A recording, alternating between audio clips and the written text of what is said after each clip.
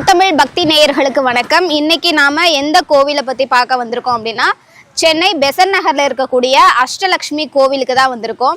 இந்தியாவிலேயே இங்கே தான் 8 அஷ்டலட்சுமிகளும் இருக்காங்க அப்படின்னு சொல்லப்படுது. ஸோ இந்த கோவிலை பத்தின வரலாறு, புராண கதை இதெல்லாம் பத்தி சொல்றதுக்காக நம்ம கூட ஜோதிட சிரோன்மணி பேராசிரியர் டாக்டர் ரேவதி ராஜேஷ் கண்ணா அவர்கள் நினைச்சிருக்காங்க. இந்த கோவிலை பத்தின நிறைய விஷயங்களை அவங்க கிட்ட நம்ம கேட்டு தெரிஞ்சுக்க போறோம். பேசலாம். வணக்கம். வணக்கம்.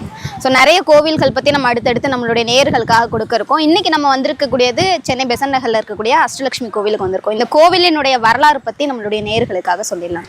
இந்த கோவில் பார்த்தீங்கன்னா சில நூற்றாண்டுகள் தான், அதாவது 1974 இந்த கோவில் கட்டுறதுக்கான முடிவுகள் எடுக்கப்பட்டது.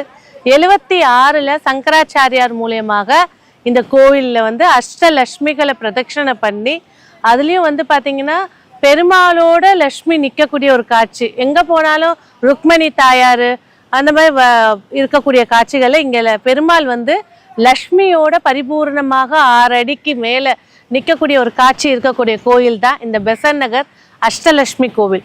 அது மட்டும் இல்லாமல் லக்ஷ்மியுடைய சக்திகள் 8 அம்சமாக பிரிக்கப்பட்டு, தைரியலட்சுமி, வீரலட்சுமி, தனலட்சுமி, தானியலட்சுமி, சந்தானலட்சுமி, வித்யாலட்சுமி அப்படின்னு சொல்லக்கூடிய 8 லட்சுமிகளும் இங்கு தனித்தனி சன்னதிகளாக வைத்து பூஜிக்கப்பட்டு மக்களுக்கு அருள்கள் தந்துட்டு இருக்காங்க.